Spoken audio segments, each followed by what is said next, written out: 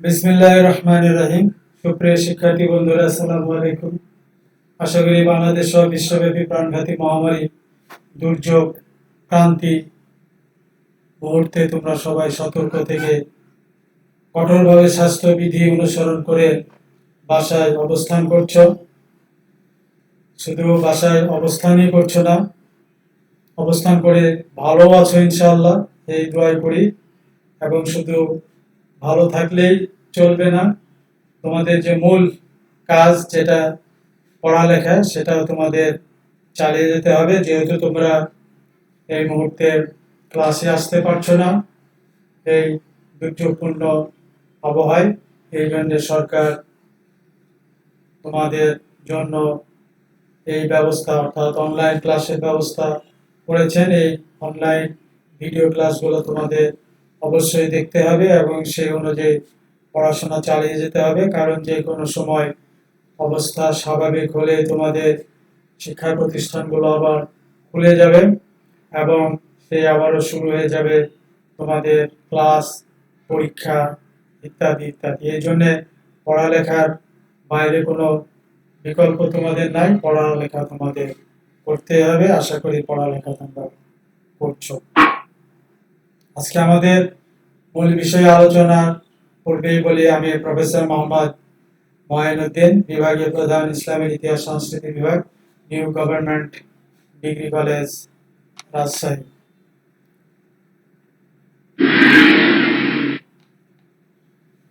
আমাদের আজকের পাঠ পরিচিতি, বিষয় নাম ইসলামের ইতিহাস সংস্কৃতি, অনার্স প্রথম বর্ষ। এই পত্রের এটা আমার প্রথম ক্লাস, অনলাইন ভিডিও প্রথম ক্লাস। শিরোনাম স্পেনে মুসলমানদের ইতিহাস 710 থেকে 1492 খ্রিস্টাব্দ পর্যন্ত। ইংরেজি title history of the Muslims in Spain 710 to 1492। Paper code 21-1605। 21-1605। আজকে আমরা এই পত্রের যে টপিকগুলো আলোচনা করব সেটা হচ্ছে স্পেনে মুসলমানদের শাসনের উৎসসমূহ, মুসলমানদের স্পেন বিজয়ের পূর্বের অবস্থা, মুসলমানদের স্পেন বিজয় এবং স্পেন বিজয়ের ফলাফল সম্পর্কে আমরা সংক্ষেপে জানার চেষ্টা করব। পরবর্তী স্লাইডে অর্থাৎ এই স্লাইডে আমরা এই পত্রের সিলেবাস সম্পর্কে দেখছি, যে জাতীয় বিশ্ববিদ্যালয় কর্তৃক প্রণীত সিলেবাস। এটা তোমরা অবশ্যই দেখে নেবে ভালোভাবে, কারণ যে কোনো পত্র পড়তে গেলে সেই পত্রের সিলেবাস অবশ্যই আমাদের ধারণা থাকতে হবে, কারণ কি কি টপিক, কি কি বিষয় পড়বো সেটা আমাদের আগে থেকে জানা দরকার।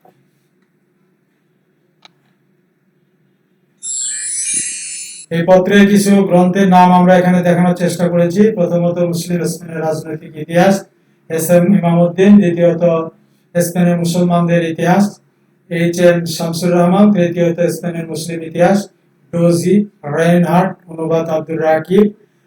ইংরেজি বই political history of Muslim Spain, Imamuddin. এরপরে the Moors in Spain, Lane Poole. এবং a history of the Muslims, Dozy. এই বইগুলো তোমরা পড়ার চেষ্টা করবে সংগ্রহ করে। এছাড়া বাজারে অনেক বাংলা মিডিয়ামে বই পাওয়া যায়, সেগুলো সংগ্রহ করে পড়ার চেষ্টা করবে। এছাড়া অনলাইন থেকে আমরা এই পত্র সম্পর্কে অনেক তথ্য জানতে পারব। প্রথমে আমরা আলোচনা করব স্পেনের মুসলিম শাসনের উৎস সম্পর্কে। মুসলমানদের স্পেন বিজয় পৃথিবীর ইতিহাসে একটি বিস্ময়কর যুগান্তকারী ঘটনা। উমাইয়া খলিফা প্রথম আল ওয়ালিদ, যার রাজত্বকাল 705 থেকে 715 খ্রিস্টাব্দ পর্যন্ত, তার শাসনকালে 711 খ্রিস্টাব্দে প্রখ্যাত সেনাপতি তারিক বিন জিয়াদ ও মুসা বিন নুসাইরের প্রচেষ্টায় মুসলমানগণ স্পেন বিজয় করতে সক্ষম হন। 710 সালে প্রথম অভিযান শুরু হয়। মুসা বিন নুসাইর তারিক বিন মালিক নামক এক সেনাপতিকে প্রথমে স্পেনে প্রেরণ করেন। তারিকের সাফল্য স্পেনের ভিসিগথিক রাজবংশের অভ্যন্তরীণ দ্বন্দ্বের দ্বারা উৎসাহিত হয়ে এবং রাজ্য জয় থেকে লুটের মালের ভাগ পাওয়ার আশায় তাড়িত মুসা 711 সালে মুক্তিপ্রাপ্ত বারবার কৃতদাস তারিক বিন জিয়াদকে স্পেন জয়ের জন্য প্রেরণ করেন এবং তারিক সফল হন। 711 থেকে 750 সাল পর্যন্ত এটা দামেস্কে উমাইয়া আমিরদের শাসনের অধীনে থাকে। তারপরে 750 সালে উমাইয়াদের পতন ঘটলে কেন্দ্রীয় ক্ষমতা আব্বাসীয়দের হাতে চলে যায়, সেটা আমরা জানি। ঘটনাক্রমে উমাইয়ার নেতা আব্দুর রহমান 756 সালে আব্বাসীয়দের কাছ থেকে স্পেন দখল করে স্বাধীন উমাইয়া আমিরাত প্রতিষ্ঠা করেন। তখন থেকে মুসলমানরা 1492 সাল পর্যন্ত ধারাবাহিকভাবে স্পেনের শাসন কার্য পরিচালনা করতে থাকে। প্রায় এই দীর্ঘ 800 বছরের স্পেনের মুসলিম শাসনের প্রকৃত ইতিহাস উদ্ঘাটন করা খুব সহজ ব্যাপার নয়। তবুও আমরা কিছু উৎসের মাধ্যমে স্পেনের মুসলিম শাসনের ইতিহাস সম্পর্কে তথ্য পাই, সেগুলি সম্পর্কে আলোচনা করব। ঐতিহাসিক সাহিত্য। প্রথমে ঐতিহাসিক সাহিত্য। ঐতিহাসিক সাহিত্য হচ্ছে ইতিহাসের সর্বাধিক গুরুত্বপূর্ণ উৎস। ইসলামের ইতিহাসের ক্ষেত্রে প্রথম থেকে আরবি ভাষাভাষী লেখকগণ ইতিহাসের জনক হিসেবে বিবেচিত হয়ে আছেন।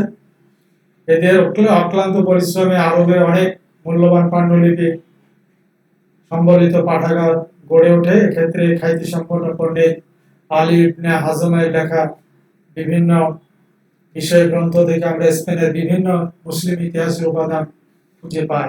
এক্ষেত্রে তার গ্রন্থ তাউকুল হাজামাই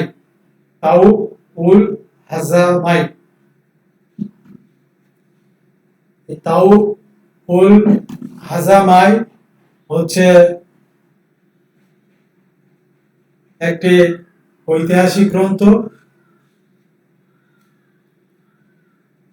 এটা থেকে আমরা সেই সময় স্পেনের অনেক তথ্য পাই। এছাড়া প্রখ্যাত ভাষাতত্ত্ববিদ আবু আলী আল কালির আমালি নামক গ্রন্থ স্পেনের মুসলিম ইতিহাসের একটি অন্যতম উৎস। তাছাড়া তৃতীয় আব্দুর রহমানের শাসনামলে সাহিত্যের ক্ষেত্রে অবদান রাখে ইবনে ববির তার উল ফরিদ নামক মূল্যবান গ্রন্থ থেকে স্পেনের ইতিহাসের অনেক উৎস আবিষ্কৃত হয়েছে। তাছাড়া সমসাময়িক অনেক সভাকবিরা বিভিন্ন কবিতা রচনা করে স্পেনের ইতিহাসের উৎসের ক্ষেত্রে অবদান রেখেছেন। বিখ্যাত কবি আব্দুল ওয়ালিদ স্পেনের কবিতা, ছন্দ, প্রকৃতির সৌন্দর্যের প্রতি অনুভূতি প্রকাশের জন্য বিখ্যাত ছিলেন। স্পেনের শিক্ষা বিস্তারের ফলে স্পেনের মুসলিম ইতিহাসের বিভিন্ন উৎসসমূহ আমরা সহজে অনুধাবন করতে পারি। স্পেনের মুসলিম শাসনামলের উল্লেখযোগ্য ঐতিহাসিক গ্রন্থের মধ্যে কর্ডোবার স্বনামধন্য ঐতিহাসিক আবু বকর কর্তৃক লিখিত তারিখ ই ইবতিতা আল আন্দালুস অত্যন্ত মূল্যবান উল্লেখযোগ্য গ্রন্থ। এতে স্পেনের মুসলিম বিজয় হতে আরম্ভ করে তৃতীয় আব্দুর রহমানের রাজত্বকাল পর্যন্ত সমস্ত ঘটনাবলীর বিবরণ পাওয়া যায়। এছাড়া আবু মারওয়ান বহু গ্রন্থের রচয়িতা। তার আল মুক্তাবিস কি তারিখ রিজালুল আন্দালুস গ্রন্থটি বিশেষভাবে উল্লেখযোগ্য। ইবনুল খাতির যে সকল গ্রন্থ লিখেছেন তাদের মধ্যে গ্রানাডার বিস্তৃতির ইতিহাস গ্রন্থখানি বিশেষভাবে মূল্যবান। ইবনে খালদুনের রচিত আরব, আজমি ও বারবারদের ইতিহাস এবং মুকাদ্দিমা বিশ্ববিখ্যাত ইতিহাস উৎস গ্রন্থ। এ থেকে আমরা স্পেনের বহু তথ্য অবগত হতে পারি। প্রখ্যাত পরিব্রাজক ইবনে বতুতা রিহেলায় যে বিশদ ভ্রমণ বৃত্তান্ত লিপিবদ্ধ রয়েছে তাতে স্পেনের ইতিহাসের সম্পর্কে অনেক মূল্যবান তথ্য পাওয়া যায়। এছাড়া স্পেনের ইতিহাসের উৎস হিসেবে সমসাময়িক শাসকদের পৃষ্ঠপোষকতায় রচিত দর্শনশাস্ত্র, জ্যোতির্বিদ্যা, ভূগোলবিদ্যা, উদ্ভিদবিদ্যা, চিকিৎসাবিদ্যা প্রভৃতি গ্রন্থ থেকে আমরা মুসলিম স্পেনের ইতিহাসের অনেক উপাত্ত পেয়ে থাকি। দার্শনিকদের মধ্যে উল্লেখযোগ্য ছিলেন ইবনে বাজ্জা, ইবনে মাইমুন, ইবনে তোফায়েল প্রমুখ। জ্যোতির্বিদদের মধ্যে উল্লেখযোগ্য ছিলেন আল জারকালি, ইবনে আফলা প্রমুখ। ভূগোলবিদদের মধ্যে অন্যতম ছিলেন ইদ্রিসি আল বাকরির প্রমুখ। আল বাকরির গ্রন্থের নাম আল মাসালিক ওয়াল মামালিক। চিকিৎসার মধ্যে অন্যতম ছিলেন আল গাফিকি। তার রচিত গ্রন্থের নাম আদবিয়া আল মুফরাদা। একদল বিভিন্ন গ্রন্থ, এ সকল বিভিন্ন গ্রন্থ স্পেনের ইতিহাসের উৎস হিসেবে অসামান্য অবদান রেখেছে, তাতে কোনো সন্দেহ নেই।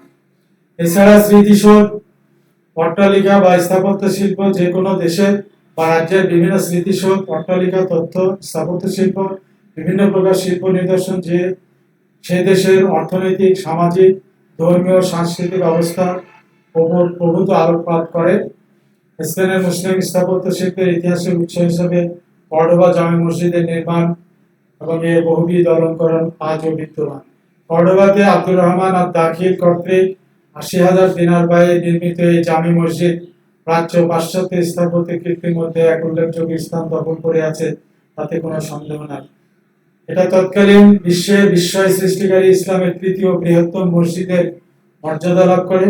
৩০০ খাদেম এই মসজিদের পরিচর্যার দায়িত্বে নিয়োজিত ছিলেন। দৈনিক ১০,০০০ দীপশিখার এই বিশাল মসজিদে আলোয় ঝলমল করে উঠত। এসব ছাদের মসজিদটি মুসলিম শাসন অবসানে গির্জায় পরিণত হয়, অত্যন্ত পরিতাপের বিষয়। এছাড়াও কর্ডোবাতে আরো ৭০০ মসজিদ ছিল। আজ-জাহরা প্রাসাদ, কর্ডোবাতে স্থাপত্য ইতিহাসে আজ-জাহরা প্রাসাদ অনন্য সৌন্দর্য, সুষমমণ্ডিত। খলিফা আব্দুর রহমান আর নাসির তার প্রিয়তমা স্ত্রী আজ-জাহরার অনুরোধে এই প্রাসাদ নির্মাণ করেন। কর্ডোবার প্রায় ৫ মাইল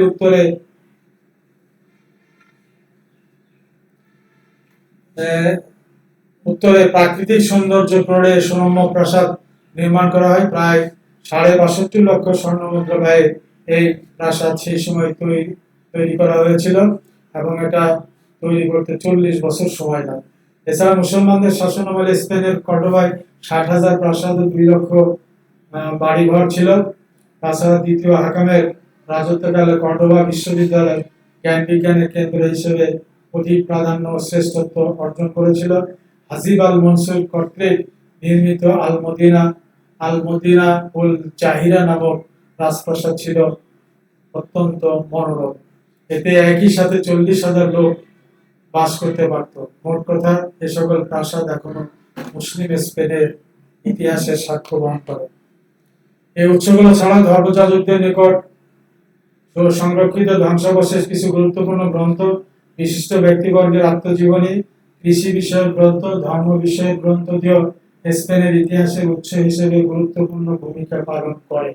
তাছাড়া মুসলমানগণ যখন স্পেন থেকে বিতাড়িত হন, তখন খ্রিস্টান রাজা ফার্ডিনান্ড ও রানী ইসাবেলা মুসলমানদের অমূল্য বহু গ্রন্থরাজি ধ্বংস করে ফেলে। তবে এই সকল গ্রন্থের কিছু কিছু ধর্মযাজকদের কাছে সংরক্ষিত থাকায় তা পরবর্তীতে ইতিহাসের উৎস হিসেবে গণ্য হয়েছে। এসব থেকে তৎকালীন ইতিহাসের সম্পর্কে অনেক তথ্য পাওয়া যায়। এছাড়া সরকারি কাগজপত্র, রাজকীয় দলিলপত্র, বিভিন্ন সময়ে পারস্পরিক চুক্তি সংক্রান্ত ডকুমেন্ট মুসলিম স্পেনের ইতিহাসের আর একটি উল্লেখযোগ্য উৎস বা উপাদান। এ সময় সরকারি ফরমান, সিদ্ধান্ত এবং বিভিন্ন যোগাযোগপত্র সম্বলিত ও চুক্তি সংক্রান্ত দলিল ও নথিপত্র হতে প্রচুর ঐতিহাসিক তথ্য সংগ্রহ করা যায়। মুসলিম স্পেনের পারস্পরিক বিভিন্ন বিষয়ের চুক্তি লিখিত পুস্তক আকারে প্রকাশ করা হতো, যেগুলো ইতিহাসের উৎস হিসেবে পরিগণিত হয়।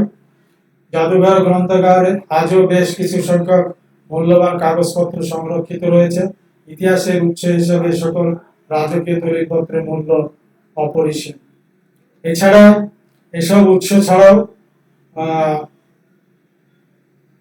স্পেনীয় ঐতিহাসিক পিকে হিটলি প্রাচ্য স্পেনের উপর যে কয়েকটি মৌলিক গ্রন্থ রচনা করেছেন, তা স্পেনের মুসলিম শাসনের ইতিহাস সম্পর্কে জানার জন্য যথেষ্ট অবদান রেখেছে। এছাড়া আরো অনেক ঐতিহাসিক স্পেনের ইতিহাসের উপর বিভিন্নমুখী গবেষণা করে প্রকৃত ইতিহাস উদ্ধারে যথেষ্ট অবদান রেখেছেন। আমরা এরপরে আলোচনা করব মুসলমানদের স্পেন বিজয়, তারিক বিন জিয়াদের স্পেন বিজয়। এখানে তারিক বিন জিয়াদের একটি চিত্র দেখা যাচ্ছে, এছাড়া একটা বাহিনীর চিত্র তারিক বিন জিয়াদের এখানে আমরা লক্ষ্য করছি স্লাইডে।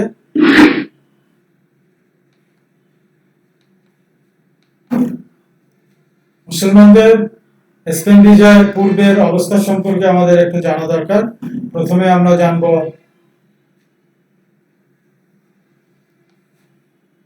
সামাজিক অবস্থা। প্রাক মুসলিম স্পেনীয় সমাজের সামাজিক চিত্রটা ছিল বড়ই করুণ ও হৃদয় বিদারক। গথিক স্পেনের সমাজ ব্যবস্থা ছিল ঘৃণ্য। শাসক ও জনগণের মধ্যে বৈষম্যমূলক সম্পর্ক বিদ্যমান ছিল। তাদের মধ্যে ব্যবধান ছিল যোজনব্যাপী। সম্পর্কে ছিল প্রবৃত্ত। এ সময় ধর্মযাজকগণ অত্যধিক সুযোগ সুবিধা ভোগ করত। শাসক নির্বাচনের কাজটা তারা সময় সময় করতেন। তাদের এই অপরিসীম ক্ষমতার জন্য তারা অনেক সময় ধর্মের নামে অধর্মের নীতি জনগণের উপর চাপিয়ে দিতেন। রাজা, অমাত্যবর্গ, যোদ্ধা, জমিদার, সামন্তরাজদের সমন্বয়ে গড়ে ওঠে স্পেনের অভিজাত শ্রেণী। অভিজাতদের নিদর্শন স্বরূপ তারা জীবনকে উপভোগ করতেন জুয়া, মদ, শিকার, ঘোড়দৌড় এবং ভুরি ভোজের মাধ্যমে। তারা বসবাস করতেন সুরম্য রাজপ্রাসাদে, জাঁকজমকপূর্ণ পোশাক ও অলঙ্কারে সবসময় সজ্জিত থাকতেন। কিন্তু যারা জীবনের হাড় ভাঙা খাটুনিতে এই অর্থ, বৃত্ত, দর্পের যোগান দিত, তাদের দিকে নজর দেবার অবসর তাদের একেবারেই ছিল না। এই উপেক্ষা আর অবহেলার জন্য শাসক শ্রেণীকে দিতে হয় চরম মূল্য। ভূমিদাস বা সাল্প ও কৃতদাস ছিল সমাজের সর্বনিম্ন শ্রেণীর মানুষ। পশুর প্রতি মানুষের করুণা ও দয়া হলেও স্পেনের কৃতদাসদের উপর কোনো অনুগ্রহ ছিল না। মনিবের বিনা হুকুমে বিবাহ করলে মনিবগণ পরস্পরের মধ্যে তাদের সন্তানগুলো ভাগ করে নিত, যা ছিল অত্যন্ত হৃদয় বিদারক মর্মস্পর্শী। আমরা এখানে একটা স্পেনের মানচিত্র দেখানোর চেষ্টা করেছি। স্পেনের ইতিহাস পড়তে গেলে প্রত্যেকেরই বিভিন্ন মহাদেশের, বিভিন্ন দেশের মানচিত্র সংগ্রহে রাখা উচিত। এখন মানচিত্র অত্যন্ত সহজলভ্য। আমরা যদি ইন্টারনেটে সার্চ দিলে যে কোনো দেশের, যে কোনো মহাদেশের আমরা একটি সুন্দর সুন্দর মানচিত্র পেতে পারি। তোমরা চেষ্টা করবে মানচিত্রগুলো সংগ্রহ করে। মানচিত্র সামনে রেখে পড়াশোনা করলে আমাদের জায়গাগুলো সম্পর্কে স্পষ্ট ধারণা থাকে। আমরা এবার স্পেন বিজয়ের পূর্বে যে রাজনৈতিক অবস্থা সম্পর্কে আলোচনা করব। মুসলিম বিজয়ের পূর্বে স্পেনের রাজনৈতিক অঙ্গন ছিল সংঘাতময় এবং বিস্ফোরণমুখী। এই সময় রাজনৈতিক আকাশ ছিল মেঘাচ্ছন্ন। কেন্দ্রীয় সরকারের প্রশাসনিক ত্রুটির ফলে প্রদেশগুলি ছিল প্রায় স্বাধীন। কেন্দ্রে রাজপরিবার কলহ এবং বিবাদ মুক্ত ছিল না। সামন্ত প্রথার ফলে কেন্দ্রকে কেবল কর যোগানো এবং প্রয়োজনে ইচ্ছামাফিক সৈন্য সরবরাহ করা ছাড়া অন্য কোনো কাজ ছিল না। রাজা ডিউক রডারিক তার পূর্ববর্তী রাজা উইটিজাকে অন্যায়ভাবে হত্যা করে সিংহাসন অধিকার করেন। উইটিজার জামাতা কাউন্ট জুলিয়ান ছিলেন কিউটা ও আলজিজিরাসের গভর্নর। রাজ্যের নিয়মানুযায়ী কাউন্ট জুলিয়ান তার অসামান্য সুন্দরী কন্যা ফ্লোরিন্ডাকে রাজধানীতে প্রেরণ করলে রডারিক তার সাথে অসদাচরণ করেন। এই অপমানজনক ঘটনার বিবরণ দিয়ে ফ্লোরিন্ডা গোপনে তার পিতার নিকট সংবাদ প্রেরণ করেন। এমনিতে কাউন্ট জুলিয়ানের সাথে রডারিকের সম্পর্ক ভালো ছিল না, কারণ রডারিক কর্তৃক নিহত রাজা উইটিজা ছিলেন জুলিয়ানের আপন শ্বশুর। যা কন্যার প্রতি রডারিকের এই আচরণের ফলে কাউন্ট জুলিয়ানের সাথে রডারিকের সম্পর্কের চরম অবনতি ঘটে এবং কন্যার প্রতি অশালীন আচরণের জন্য প্রতিশোধ গ্রহণের জন্য তিনি দৃঢ় সংকল্প গ্রহণ করেন। কিন্তু অত্যন্ত বুদ্ধিমানের ন্যায় কাউন্ট রাজার সাথে ভালো ব্যবহার করে কন্যাকে রাজদরবার হতে ফিরিয়ে আনেন। রাজা বিপদে কাউন্ট জুলিয়ানকে সাহায্য করবার প্রস্তাব দিলে জুলিয়ান তা মৌখিকভাবে মেনে নিলেও পরবর্তীতে মুসলমানদের সহায়তা করে রাজার পতন ত্বরান্বিত করেছিলেন। কারণ ইতিপূর্বে উত্তর আফ্রিকা হতে স্পেন আক্রমণের কয়েকবার প্রচেষ্টা করা হলেও কাউন্ট জুলিয়ানের প্রতিরোধের জন্য তা সফল হয়নি। তাই কন্যার ঘটনার জন্য তিনি স্থির করেন যে পরবর্তীতে মুসলমানেরা স্পেন আক্রমণ করলে প্রতিরোধ না করে বরং তাদেরকে সাহায্য করবেন, এবং তিনি সেটাই করেন। তাছাড়া নিহত রাজা উইটিজার ভ্রাতা অপাস ও পুত্র অচিলা তারা গঠিত একটি শক্তিশালী বিরোধী দল রডারিকের বিরুদ্ধে ছিল। তারা প্রতি মুহূর্তে সুযোগের অপেক্ষায় ছিল কিভাবে রডারিকের বিরুদ্ধে প্রতিশোধ গ্রহণ করা যায়। যাই হোক, এ সময় স্পেনের সেনাবাহিনীর সংগঠন সুসংহত ছিল না। কেন্দ্রে রাজার দেহরক্ষী ছাড়া নিয়মিত বাহিনীর প্রথা তখন ছিল না। প্রয়োজনের সময় প্রদেশ হতে অদক্ষ সৈন্য সংগ্রহ করা হতো। তবে এই প্রথার যথেষ্ট গলদ ছিল, কারণ সংখ্যার দিক দিয়ে ঠিক থাকলেও গুণগত বিচারে তা খুবই নগণ্য ছিল। তাই দেখা যায় রাজনৈতিক অবস্থার সঙ্গে সঙ্গে সামরিক দিক হতেও স্পেনের অবস্থা অত্যন্ত শোচনীয় ছিল। কে বা কারা তাদের এই যন্ত্রণাদায়ক পরিস্থিতি হতে উদ্ধার করবে? এছাড়া এই সময় স্পেনের রাজা রাজসিংহাসন উত্তরাধিকারী নির্বাচনে কোনো সুনির্দিষ্ট নীতিমালা ছিল না। উচ্চ শ্রেণীর ধর্মযাজকগণ নিজেদের ইচ্ছামতো কোনো ব্যক্তিকে সিংহাসনে বসাতো, আবার প্রয়োজনে তাকে ক্ষমতা থেকে সরিয়ে দিত। তাই সিংহাসন দখল করার জন্য রাজ পরিবারের মধ্যে সর্বদা সংঘাত ও দ্বন্দ্ব লেগেই থাকতো। মোট কথা, গথিক রাজতন্ত্র ছিল খুবই দুর্বল। আমরা সেই সময়ের একটি যুদ্ধের প্রস্তুতির চিত্র দেখছি স্লাইডে। এবারে আমরা আলোচনা করব অর্থনৈতিক অবস্থা সম্পর্কে। গথিক স্পেনের অর্থনৈতিক অবস্থা মোটেই সন্তোষজনক ছিল না। প্রজাগণ নিপীড়িত হতো এবং শাসক গোষ্ঠীর সকল সুবিধা সুযোগ ভোগ করত। মোট কথা, মুসলিম বিজয়ের পূর্বে স্পেনের অর্থনৈতিক অবস্থা ছিল চরম বৈষম্যমূলক। ধন বন্টন, নির্যাতনমূলক কর নির্ধারণ অর্থনৈতিক অবস্থাকে একেবারে পঙ্গু করে ফেলে। শাসকদের খেয়ালি উপেক্ষা আর অবহেলায় শিল্প কারখানাগুলো দিন দিন চরম ক্ষতিগ্রস্ত হয়ে পড়ে। কৃষিক্ষেত্রে আরো অচল অবস্থার সৃষ্টি হয়। অনেকে করভার সহ্য করতে না পেরে জঙ্গলে পলায়ন করত, ফলে কৃষিক্ষেত্রে জমি অনাবাদি হয়ে পড়ে থাকত। আমির আলী বলেন, industrial activity was killed by heavy imposts. A trouble prevailed all over the country. তাই দেখা যায় যে প্রতিটি অর্থনৈতিক উন্নতির ক্ষেত্র ছিল অব্যবস্থায় পরিপূর্ণ, চরম সংকটাময়। ইসলাম পূর্ব স্পেনের গ্রামাঞ্চল অনেক পশুপালন করে জীবন ধারণ করত। বৈষম্যমূলক কর নির্ধারণ, সম্পদের অসম নীতি রাষ্ট্রের সমস্ত অর্থনৈতিক কাঠামোকে ভেঙে দেয়, অচল করে ফেলে, ধ্বংস করে ফেলে। অভিজাত শ্রেণী কর থেকে মুক্তি পেলেও বার্জেস বা স্বল্প সম্পত্তির মালিক তথা মধ্য শ্রেণী ছিল কর ভারে একেবারে জর্জরিত। ক্ষমতাসীনদের বিলাসিতার চাহিদা পূরণের জন্য কৃষককুলের উপর অতিরিক্ত কর ধার্য করা হতো। এটা প্রদানে ব্যর্থ কৃষকদের উপর অত্যাচার চালানো হতো। এক কথায় বলা যায় যে এই সময় শাসক শ্রেণী নিজেদের স্বার্থ ছাড়া জনগণের আর্থিক সচ্ছলতার জন্য কোনো পদক্ষেপ গ্রহণ করে। আমরা আরেকটি চিত্র দেখছি, এটা স্পেনেরই চিত্র, কিন্তু এখানে লক্ষণীয় যে তারেক বিন জিয়াদ যে প্রণালী অতিক্রম করে মরক্কো থেকে, আফ্রিকার মরক্কো থেকে স্পেনে গিয়েছিলেন একটি প্রণালী পার হয়ে, সেটার নাম হচ্ছে জিব্রাল্টার প্রণালী। এই জিব্রাল্টার প্রণালীর একদিকে ছিল মেডিটেরিয়ান সি আর অন্যদিকে ছিল আটলান্টিক ওশান। এই দুটির মাঝখানে এই জিব্রাল্টার প্রণালী। এই স্লাইডে আমরা দেখানোর চেষ্টা করি। এবার আমরা ধর্মীয় অবস্থা সম্পর্কে জানার চেষ্টা করব। মুসলমানদের স্পেন বিজয়ের পূর্বে সেখানকার ধর্মীয় অবস্থা কেমন ছিল। মুসলিম বিজয়ের পূর্বে স্পেনে দুটো ধর্ম বিদ্যমান ছিল, যেমন একটা খ্রিস্টান আর একটি ইহুদি। স্পেনের শাসক অভিজাত ধর্মযাজক সম্প্রদায়ের সবাই ছিলেন খ্রিস্টান। তাদের কৃত জঘন্য অপরাধ কুকর্মগুলিকে আচ্ছাদন করবার জন্য ধর্মের বড়ই প্রয়োজন ছিল। গদ শাসন ইহুদিদের অবস্থা ছিল অত্যন্ত শোচনীয়। বিপুল সংখ্যক ইহুদি স্পেনে বসবাস করত এবং তারা ধনী ও শিক্ষিত ছিল।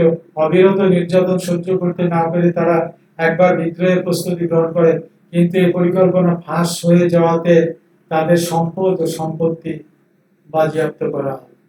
এ সময় ইহুদিদের অনেকে হত্যা পর্যন্ত করা হয়।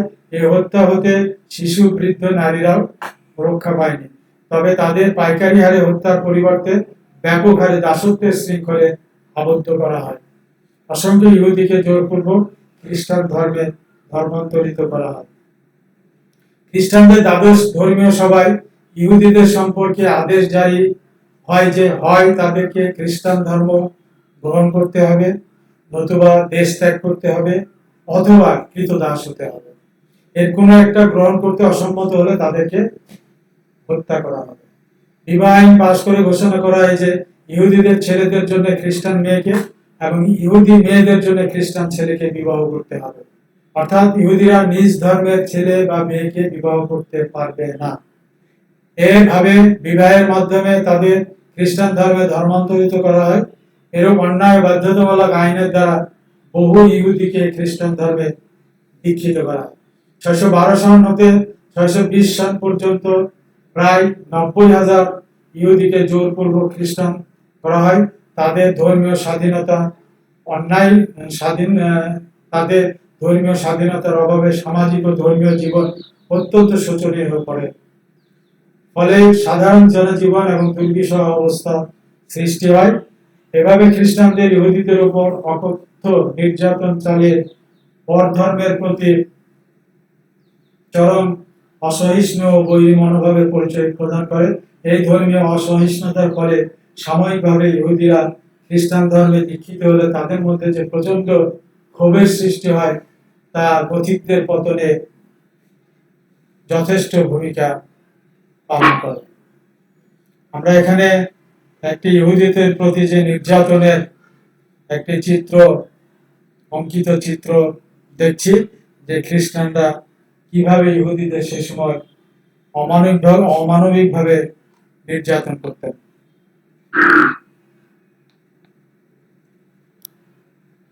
আমরা এখন জানবো 712 খ্রিস্টাব্দে মুসলমানরা কিভাবে স্পেন জয় করেছিলেন। কাউন্ট জুলিয়ানের আহ্বানে সাড়া দিয়ে উত্তর আফ্রিকার উমাইয়া গভর্নর মুসা বিন মুসাইব খলিফা আল ওয়ালিদের অনুমতি ক্রমে 710 খ্রিস্টাব্দে 400 সৈন্য, 100 অশ্ব সহ 4খানা রণতরী নিয়ে তারিক বিন মালিকের নেতৃত্বে স্পেনে একটি পর্যবেক্ষক দল পাঠান, যেটা আমরা আগে জেনেছি। পর্যবেক্ষক দলটির বিবরণ অনুকূলে হয় মুসা 7,000 সৈন্য সহ সেনানায়ক তারিক বিন জিয়াদকে 711 খ্রিস্টাব্দে স্পেনে প্রেরণ করেন। রাজা রডারিকের প্রদেশপাল থিওডমিরকে পরাজিত করে তারিক আরো সম্মুখভাবে অগ্রসর হন এবং রাজধানী টলেডোর দিকে এগিয়ে যান। রাজা রডারিক মুসলিম বাহিনীর কর্তৃক আক্রমণের সংবাদ পাওয়া মাত্র 1,20,000 সৈন্য সহ গোয়াডেল কুইভার নদীর তীরে মেসিডোনিয়া রণক্ষেত্রে মুসলিম বাহিনীর সম্মুখীন হন। এত বহু সংখ্যক সৈন্য নিয়ে সপ্তাহব্যাপী যুদ্ধের পর 711 খ্রিস্টাব্দে সেপ্টেম্বর মাসে রডারিক পরাজিত হয়ে যুদ্ধক্ষেত্র থেকে পালিয়ে যাওয়ার সময় গোয়াডেল কুইভার নদীর পানিতে ডুবে প্রাণ হারান। এরপর মুসলিম বাহিনী মালাগা, গ্রানাডা, কর্ডোবা এবং টলেডো দখল করেন। তারিখের গৌরবময় বিজয় মুসা ঈর্ষান্বিত হয়ে তিনি নতুন অভিযান পরিচালনা করে সিভিল, মেরিডা, কারমোনা প্রভৃতি শহর জয় করেন। এভাবে 712 হতে 715 খ্রিস্টাব্দ পর্যন্ত খ্রিস্টান অধ্যুষিত স্পেন মুসলিম সাম্রাজ্য ভুক্ত করেন। আমরা আবারও আরেকটি ওই যুদ্ধের চিত্র দেখছি।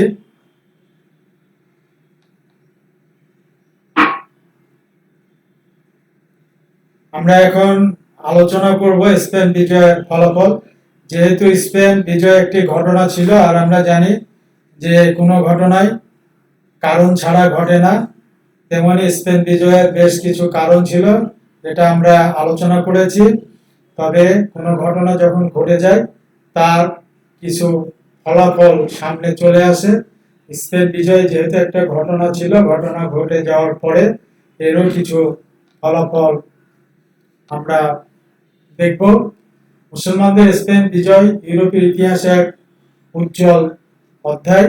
এই বিজয় রাজনৈতিক, সামাজিক, অর্থনৈতিক, সাংস্কৃতিক, ধর্মীয় ক্ষেত্রে এক বৈপ্লবিক পরিবর্তন আনে। এই বিজয়ের ফলে যুগ যুগান্তরে ধর্মযাজক অভিজাত শ্রেণীর অন্যায় অত্যাচারের দীর্ঘ কাহিনীর পরিসমাপ্তি ঘটে। দীর্ঘদিনের নির্যাতন ও নিগ্রহের হাত থেকে জনগণ হাত ছেড়ে মুক্তির নিঃশ্বাস ফেলে। সম্পূর্ণ ধর্মীয় স্বাধীনতা তারা ভোগ করে। জনগণ স্ব ধর্মের যাবতীয় অনুষ্ঠান উৎসবাদি পালন করবার পূর্ব পূর্ণ স্বাধীনতা লাভ করে মুসলিম শাসনের প্রতি কৃতজ্ঞতা প্রকাশ করে। ন্যায় ও সাম্যের ছকে গড়ে ওঠে নতুন সমাজ। মুসলমানদের সাম্য, ন্যায় ও ইনসাফ জনগণ যখন উপভোগ করতে শুরু করে, তখন তাদের মধ্যে অনেকে স্বেচ্ছায় ইসলাম ধর্ম গ্রহণ করে। শুধু তাই নয়, অর্থনৈতিক ক্ষেত্রেও জনগণ নতুন জীবনের পথ আবিষ্কার করে। স্পেন বিজয়ের ফলে সেখানকার জনগণ সম্পত্তির অধিকার ন্যায়সঙ্গতভাবে স্বীকৃত হয়। সম্পত্তি রক্ষণাবেক্ষণ ও কৃষিক্ষেত্রে উন্নতি, বিধানকল্পে নতুন নিয়ম পদ্ধতির প্রচলন হয়। এই বিজয়ের ফলে স্পেনের রাজস্ব ব্যবস্থার সুষ্ঠু বিন্যাস হয়। এই বিজয়ের ফলে স্পেনের অর্থনৈতিক কাঠামোতে শিল্প কারখানাগুলোর অবস্থার পরিবর্তন করা হয়। উপযুক্ত ব্যবস্থাপনার মাধ্যমে এগুলোকে পুনর্জীবিত করা হয়। শাসনকর্তাদের বিশেষ দৃষ্টির ফলে জনগণ নির্ভয়ে নির্বিঘ্নে পণ্য সামগ্রী নিয়ে ব্যবসা বাণিজ্যে মনোনিবেশ করে। যাতায়াত ব্যবস্থার উন্নতি হয় যথেষ্ট এবং বহুদিন পরে রাস্তাঘাটগুলি ডাকাত দস্যুদের কবল হতে মুক্ত হয়। মুসলমানদের দ্বারা স্পেন বিজয়ের ফলে স্পেনে যে শিক্ষা, সভ্যতা, সংস্কৃতি অনুশীলনের সূচনা হয়, তা সমগ্র বিশ্বকে তথা ইউরোপকে অন্ধকার হতে মুক্ত করে আলোর পথে নিয়ে যায়। ফলে পরবর্তীকালে ইউরোপে যে নবজাগরণের সৃষ্টি হয়, প্রকৃতপক্ষে এই সময় হতে স্পেনের রেনেসাঁর জন্ম হয়। মুসলমানদের উন্নত মানের ভাবধারা, আচার অনুষ্ঠান, বিশ্বাস ও নীতি স্পেনীয় জনগণের মাঝে বিপুলভাবে অনুকরণের সাড়া যোগায়। শুধু স্পেনে নয়, ফ্রান্স এবং ইউরোপের কেন্দ্রভূমিতেও এই নবজাগরণের ঢেউ প্রবাহিত হয়। মোট কথা, এই বিজয় ইউরোপে ইসলামী সমাজ, সংস্কৃতি ও সভ্যতা বিস্তারে সহায়ক ভূমিকা পালন করে এবং Cordoba light house of Europe ইউরোপের বাতিঘরের মর্যাদা লাভ করে। মুসলমানদের স্পেনের যে রাজধানী কর্ডোবা, এটা ইউরোপের বাতিঘরের মর্যাদা লাভ করে। এই শিক্ষার্থীরা, আজকের আলোচনা আমাদের এ পর্যন্ত। এখানে কর্ডোবা মসজিদের একটি দৃশ্য এই স্লাইডে দেখা যাচ্ছে। নান্দনিক মসজিদ, অপূর্ব সুন্দর মসজিদ, যদিও এটা এখন গির্জায় রূপান্তরিত হয়েছে। যা হোক, এখন ধন্যবাদের পালা। ধন্যবাদ সবাইকে দিবই। ধন্যবাদের আগে আবারও বলছি যে তোমরা ভালো থাকো, বাড়িতে থাকো, সুস্থ থাকো, এই আশা করি। এবং এই ভিডিও অনলাইন ক্লাসগুলো অত্যন্ত যত্ন সহকারে দেখো এবং তোমাদের যে নিয়মিত লেখাপড়া, সেগুলি নিয়মিত অনুশীলন করো। কারণ পড়াশোনা করতে হবে। যে কোনো সময় পরিস্থিতি স্বাভাবিক হলেই তোমাদের আবারও ক্লাসরুমে ফিরে আসতে হবে, পরীক্ষার রুমে ফিরে আসতে হবে। এই জন্য পড়ালেখার বাইরে তোমাদের কোনো বিকল্প নয়। সবাই ভালো থাকো। সবাইকে আবারও আন্তরিক ধন্যবাদ।